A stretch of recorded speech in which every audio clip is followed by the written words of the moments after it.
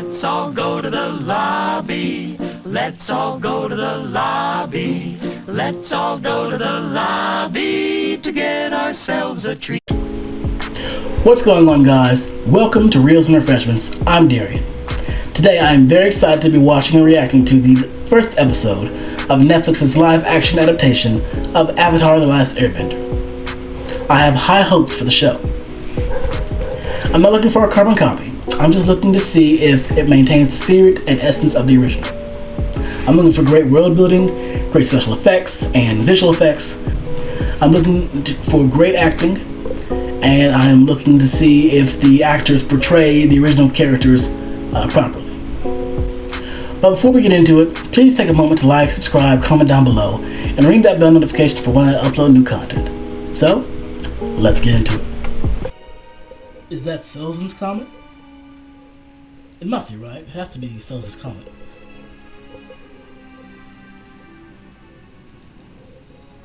Capital City, okay. Fire Nation.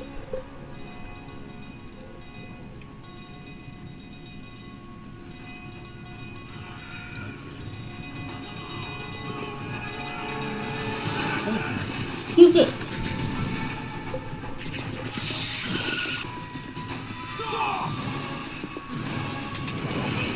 Ooh.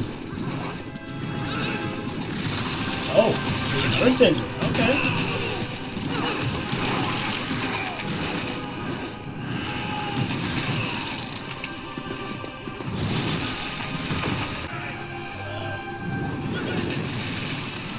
Oh, he's going to sacrifice himself. Okay. We're going to start a war. Oh, okay. I see what you're doing. Okay. Okay, so they're showing us what led to the Hunger Years War, the events leading up to the massacre of the air nomads, and the people behind the scenes that were trying to stop it, the people that were influential in engineering the war itself. So this is very interesting.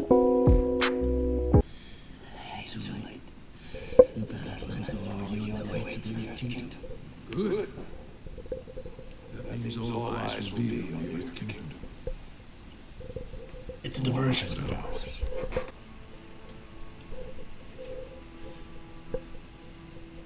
You wanted us to know. Yep, he did. Why?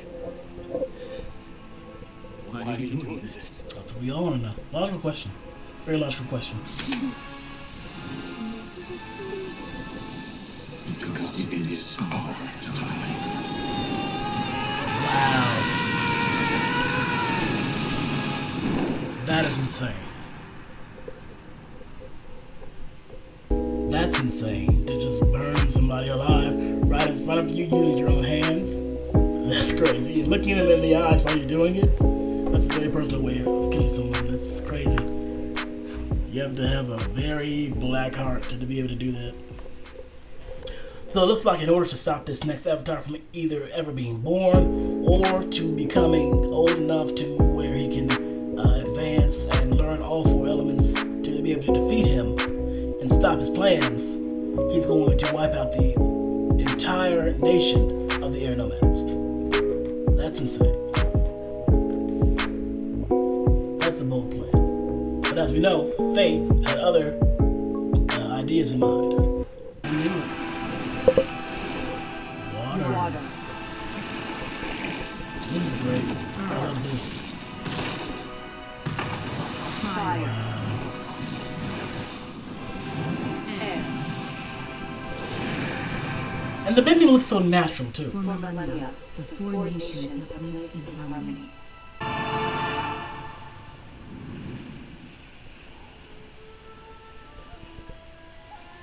Hey.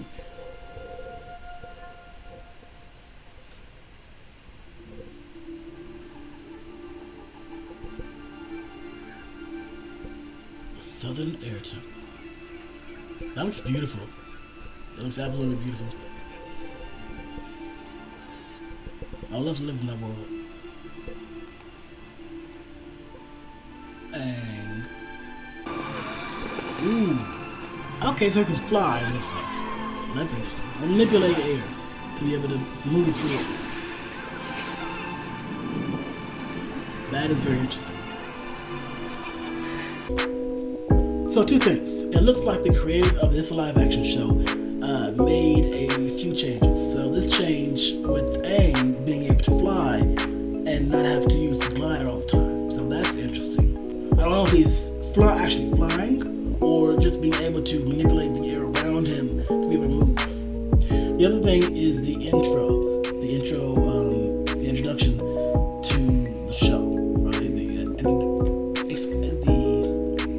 The explanation of what's going on and who's doing what and everything. I think that could have been shortened and summarized a little bit better and made more appealing, maybe flowed a little bit better. It feels like that summary that they had was a little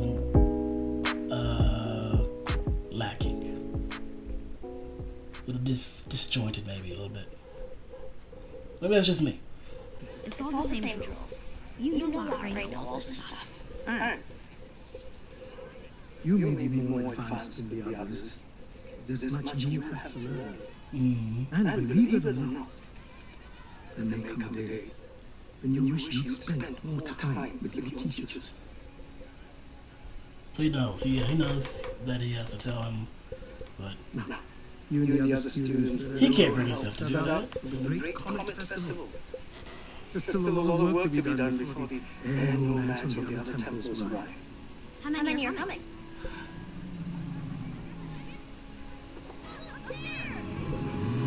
Oh, look at the air bison, or sky bison. Look at all the sky bison. So, this is actually a bittersweet moment, right? Because Aang is getting to experience this Air Nomad Festival, the Air Festival, and all these people from all the air temples, all of the tribes and locations for the Air Nation, all those people are coming into this one region, the Southern Air Temple, for the festival, right? So he gets to see all these people, all these comrades, basically his family and friends. But it's a bittersweet moment because this is the very last time that he gets to experience this, and because something is coming. The eradication of the Air Nation, the entire Air Nation, and he will be the only one left.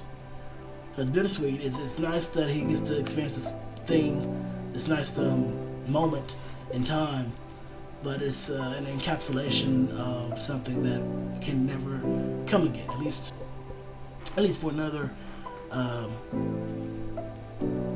couple centuries maybe. But he has to experience something that can never come again, and has to, have that good bittersweet memory in his mind for the rest of his life. Because no other air nomads are present. Aang will be the only airbender left, and they will have to repopulate and bring about more air nomads. And that'll probably take a couple hundred years or so to actually repopulating it back to where the full population before the 100 years war. Yes, Aang is powerful, but there's much he still needs to learn about responsibility, expectations, sacrifice. Right. Yeah. Most of all, he needs to know who he is. If we send him away before he learns these things, he could fail to be everything we need him to be. And he and the world might never recover from that. I can see that. I can definitely see that. Is a heavy responsibility. Not meant for a child. But it is not our place to choose who bears that burden. Remember the last time I brought you here? Wanna go by my tattoos? Most received their markings in the main hall, but I wanted you to receive yours in the presence of Yang Chen, the last air nomad to be the Avatar. She died The next avatar was born into the fallen nation in the eternal cycle, so after Yang Chen's death, then Kuruk of the water tribes, then Kyoshi of the earth kingdom, The Miracle and Fire Nation. which means the next avatar will once again be Airbender. And you are the avatar.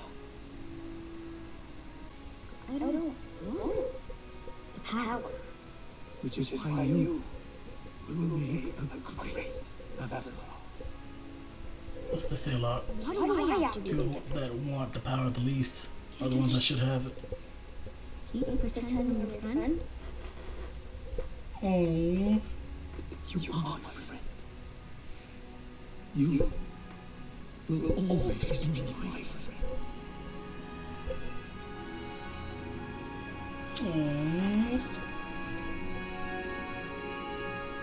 God, that's so sad.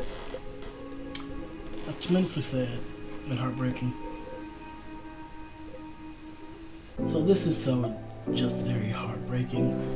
The fact that he's only 12 years old and has to take up this huge responsibility to fight this huge power, the Fire Nation, that's trying to come and dominate the world.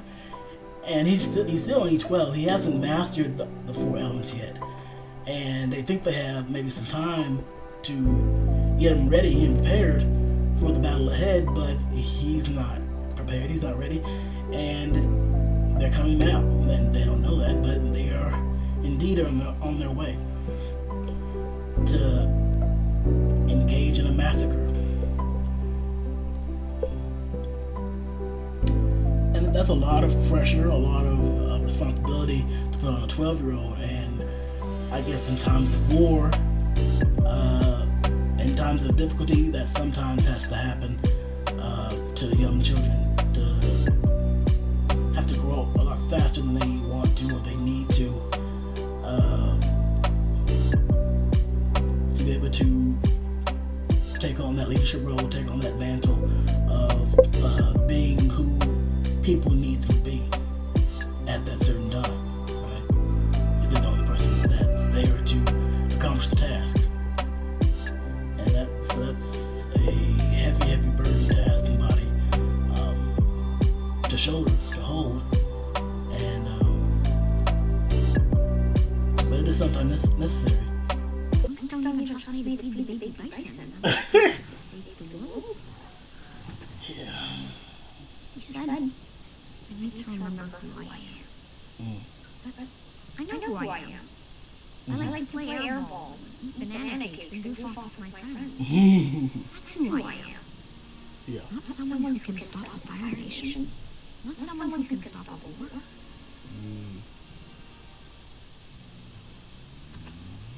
Just need to go over things so this make more sense.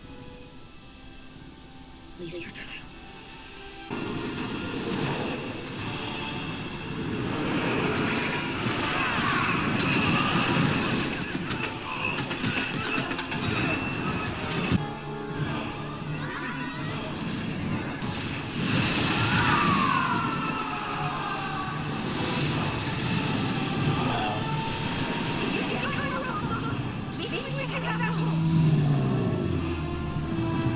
I'm sure you will too.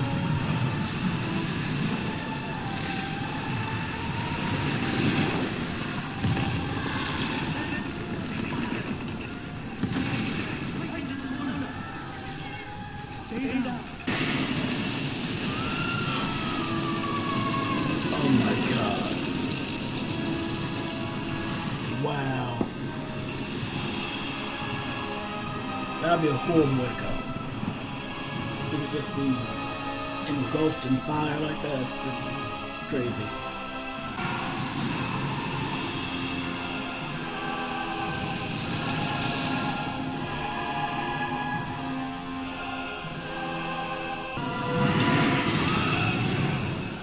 You may have prevailed on another night. But not when we have the power of the comet. Just too easy.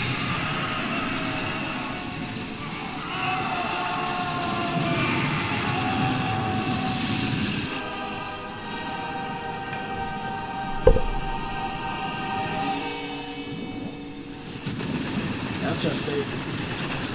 So it looks like that they are showing us, they showed us the massacre, right? They showed us the massacre. The Southern Air Temple was beautiful. It was majestic. It was a beautiful, beautiful location, beautiful place.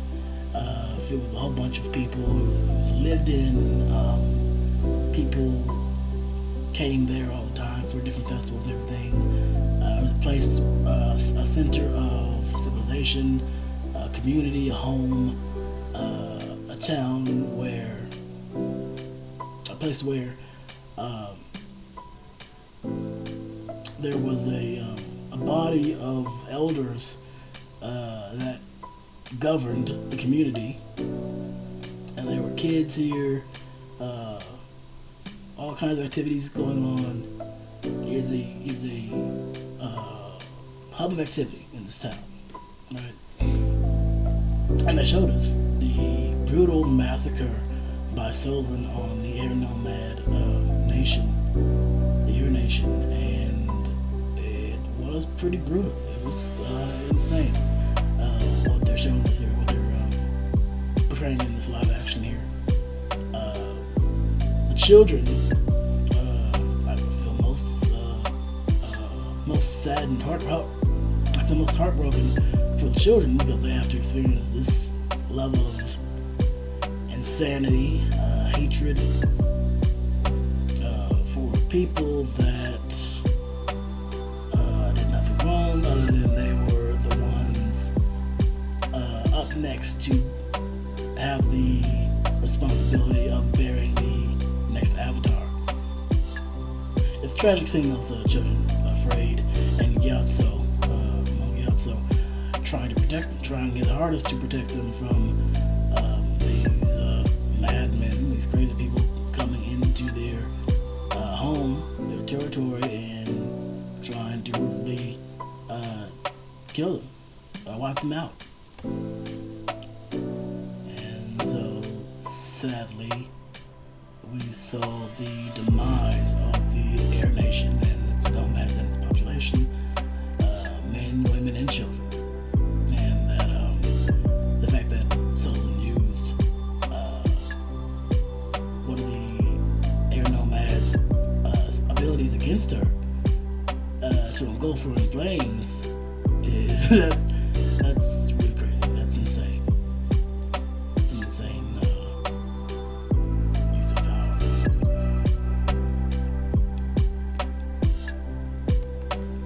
And scary, very scary. That's a horrible way to go. That's a horrible way to go. But it is a good thing that Aang left when he did. Because like I said before, it was destiny, it was fate that he left when he did, because that protected him. And 100 years later, he would be needed the most in that time to actually end this reign of the Fire Nation. It was a bittersweet moment, but it was a bittersweet moment, but it was fate for him to leave and come back when he was actually truly ready, truly needed to be born. Because they weren't expecting, the Fire Nation wasn't expecting the Avatar in 100 years, right? They were expecting the Avatar now that was in the Air Nation, Southern Air Temple, and that they could eliminate quite easily. But what they didn't know was that the one Air Nomad that got away, that they were unaware of, he was the Avatar, and he's going to come back or reemerge when they least expect it. And he's going to reemerge when least expected and bring peace and balance back to the world. That's a smart way to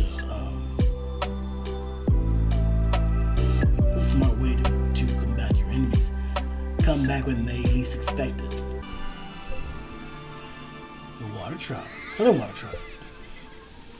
And that's Katara.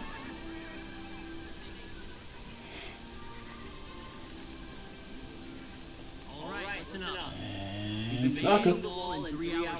But it seems some of you can't trust to stay at your posts. So from now on, 2 people at all times. Some of them are a little older than the show. Is there a problem? That's interesting. Didn't think so. Okay, back to your duties. Come on, let's go. Where are we going? The fishing boats came back empty.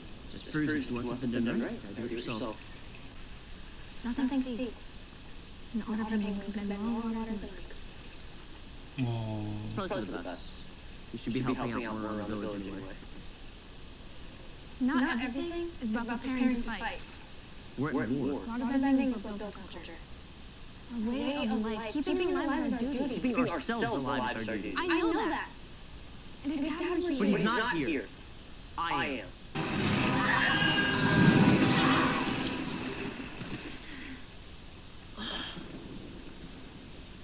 You okay? That's good.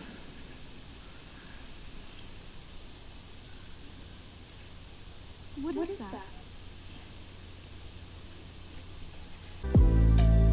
It looks like there's a disagreement between Sokka and Katara on the importance of waterbending to the culture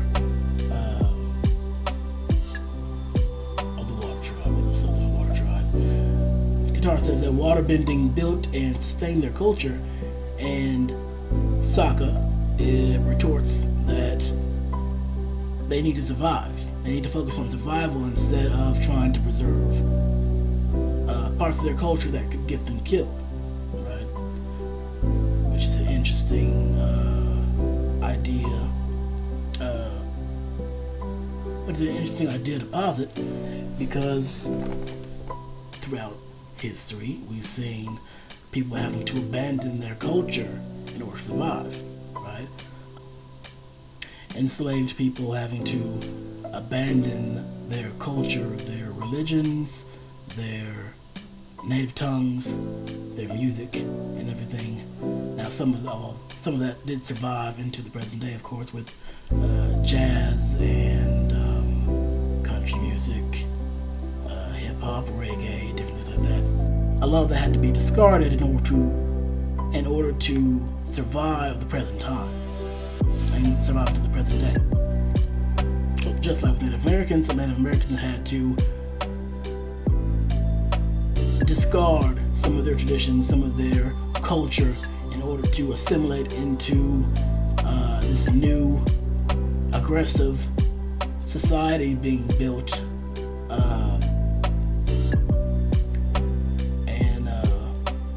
being built right in front of them, with their land and their property being taken from them on a daily basis.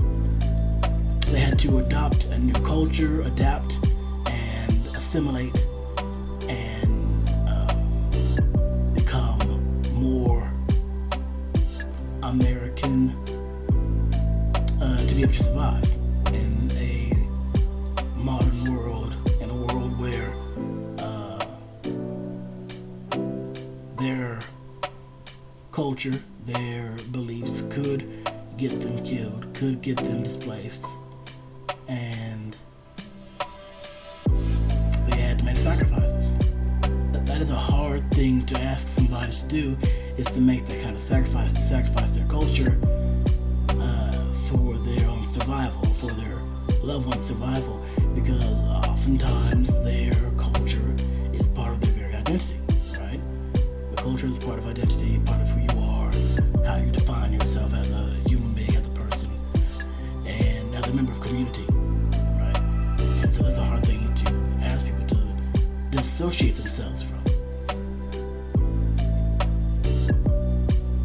So there are a lot of lessons in this show, in this live action show, as well as in the animated series, where you learn about these different things, about children having to grow up a lot faster than they anticipated, having to have to contend with the fact that they may have to dissociate themselves from their culture in order to survive and protect the ones that they love, and having to basically learn all of these more mature concepts at an early age. And that's all very interesting to me, that there are certain people in the world, certain elements in the world that force you to become older, more mature, more savvy in your thinking than is usually required of you.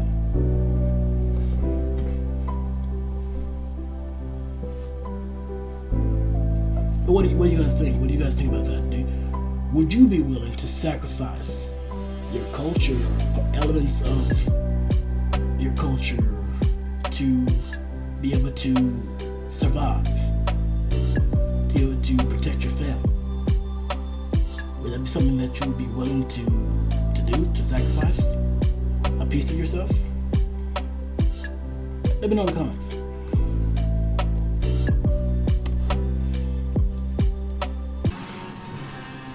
Ooh, Fire Nation. Looks good. Both looks good. Oh, the ship looks good. Oh my. Zuko! There's Zuko.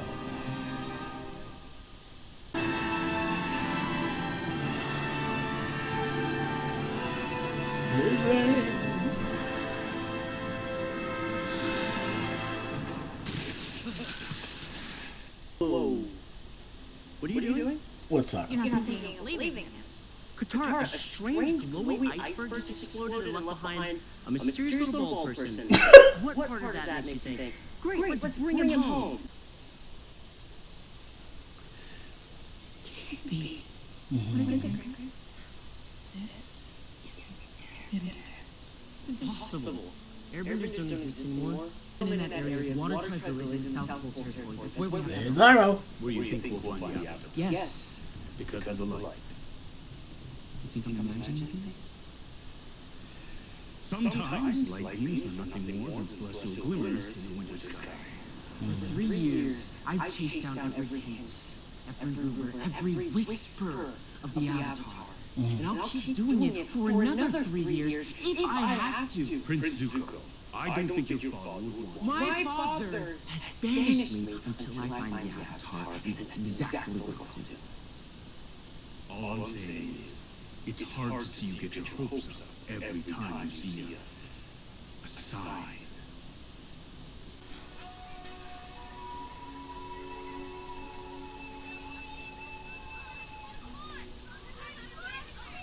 Oh, so he must play the kids. He hasn't seen children in 100 years. Well, seen his friends in 100 years. Dan, Tucker, he's a child. Then who are you? I'm in. He's ain't. Where am I? How did I get here? You tell me. Appa? Appa! Where's Appa?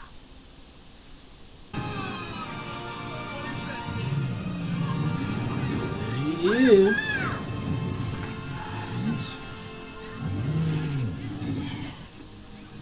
Aww, that's sweet. Sky Bison. Just as you don't know that airbenders haven't been seen in generations, and that the Southern Air Temple was the first to fall, because you've been trapped in that ice this whole time.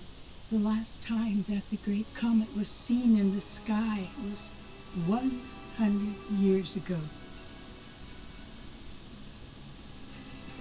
So a couple things. So she was laying that on pretty thick there. Just got out the iceberg, and you want to tell him all this right now.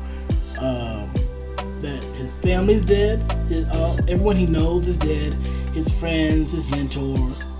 There have been no air nomads seen in 100 years. The bison are gone. That's a lot to tell someone when they just woke up, and that's a lot. That's a lot. That's a big shock. That would be a big shock to anybody. So I would have kind of pieced that out a little bit, or said it differently. Also, her monologue, that is the same monologue from the animated series in the very beginning of the credits, the beginning credits intro. It seemed like that monologue could have been shorter. They could have shortened that for this live action, or they could have changed it a little bit to have the same essence, or say the same thing without doing a verbatim read by read of the same thing from the animated series. I feel like that could have been short.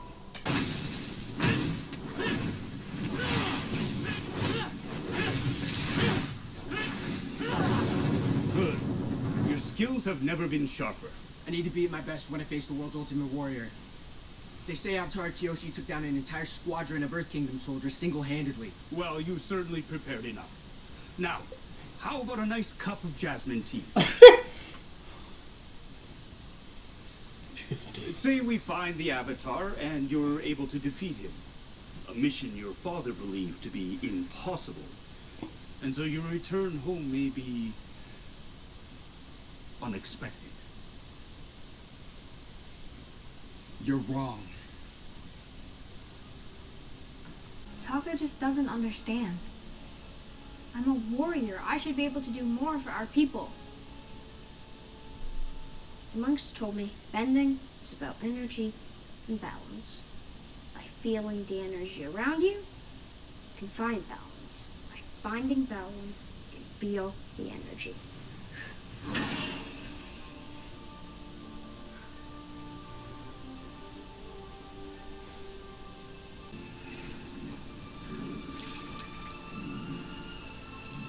Nice!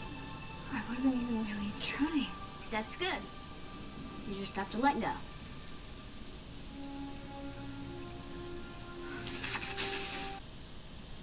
I am Prince Zuko, firstborn son of Fire Lord Ozai. We have no desire to take your home.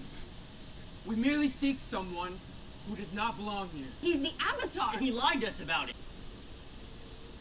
I am Sokka, son of Bakota, lord of, snow and ice. On behalf of the Water Tribe village of Wolf Cove, I demand that you leave immediately. If this is the path you've chosen,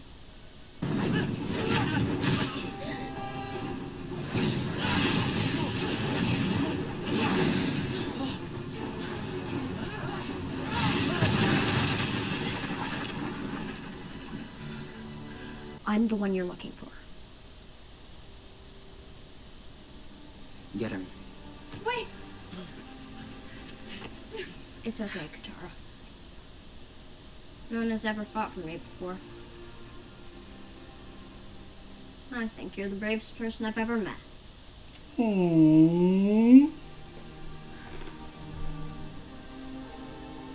Leave? I must leave. Okay. But I look forward to many more conversations with you, Avatar. In the meantime, I'll have some jasmine tea sent to you. It's quite soothing. Stop!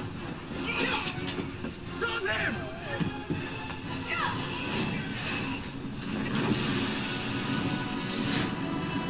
Open fire! Now!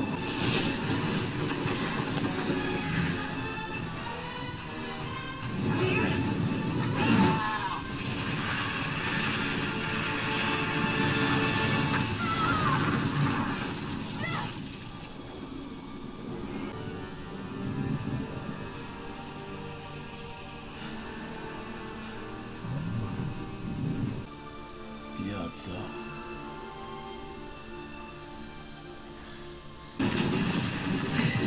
crazy. It's really good though. It's really good.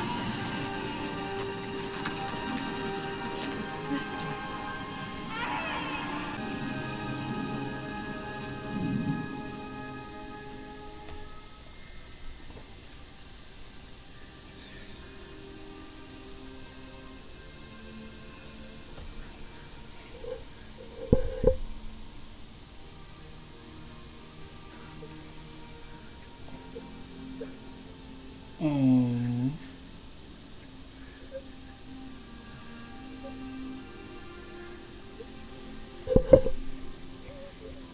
that was another change that they made from the original series. Aang calmed down by Katara, saying that they're his family now. He is calmed down by the words of Gatso, his friend and mentor, when he said that he is the best person to have this ability because he's a kind-hearted person, he's a loving person, and he would use this power responsibly. Just fond memories of his mentor and friend helped to calm him down and bring him back to his normal state. This was my home, and now it's gone. It's only after we've lost something that we realize how much it means to us.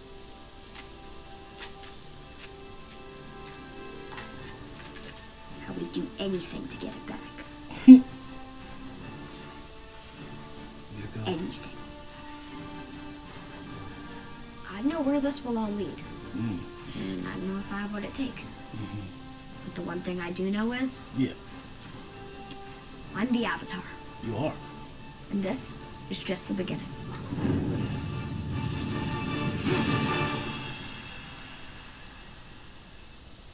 Pretty cool. So, that was Netflix's live-action adaptation of Avatar: The Last Airbender. The acting is really good, saves for some monologue, exposition. The majority of the acting here I enjoyed. The actor portraying Sokka has his personality down, and his humor is a great balance of humor and great balance of seriousness. And the portrayal of Sokka here is really good. Aang's character seems a bit more serious than I would like.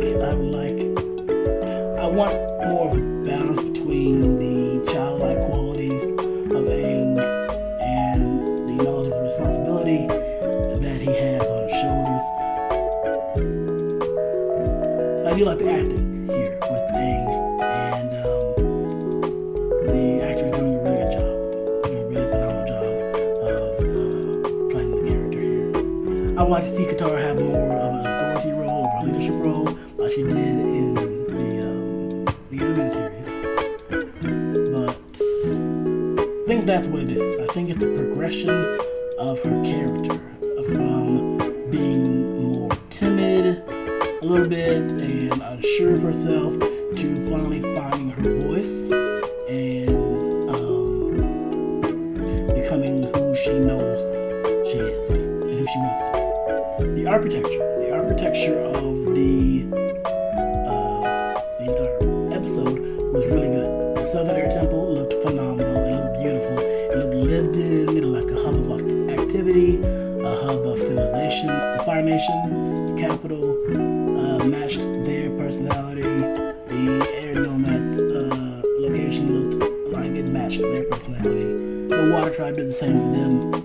So I noticed they did change some things from the animated series. They started back in the very beginning of the 100 Years War, and explained and gave a backstory of what happened preceding those events, preceding the war itself, and showing us the actual massacre of the Air Nomads. And they provided that backstory so that we could relate more to Aang's character, to his environment, and what he and his people have been through, and give a greater context for the war itself. But overall, I really enjoyed this first episode. It looked really good. The acting was good. The architecture, the visual effects were really good. The music, oh my god. The music allowed the acting and the action to be more bombastic. You could feel the emotions flowing through every scene, mostly, and it provided a lot of weight, a lot of tone to the story itself. And so I think good music is really important to a good story. You have to have good music and a good story with good acting, and they all have to match together to provide a good. Have to have good acting, a good story, a good acting, good story, good music to be able to convey a sense of varied emotions. If you're trying to make an audience feel a certain way, then you have to have those three elements in sync with one another, in sync with one another. And like I said before, the fact that these children have had to grow up so fast, through no fault of their own, of course, have had to grow up so fast in a environment where a war is waging on in the background, and they have to be the ones to protect their families, their loved ones, their friends, and have to grow up a lot faster than they've anticipated. And that puts that puts a big burden on their back, puts a lot of weight on their back, on their shoulders, to be able to actually try to carry that and carry the responsibility for those people. And I felt all that. I felt a lot of that. And recognized a lot of that. A lot of those dynamics within the story, and they did a great job conveying that to the audience. But what did you guys think? What are your thoughts on the acting, the visual effects, the music, the story they're telling, the changes that they made? What are your thoughts on all these different things, these different elements in this first episode? Let me know in the comments below. But that is it for now, guys. Thank you for watching. Please don't forget to like, subscribe, comment down below, and ring that bell notification for when I upload new content. This has been Reels and Refreshments. Catch you later.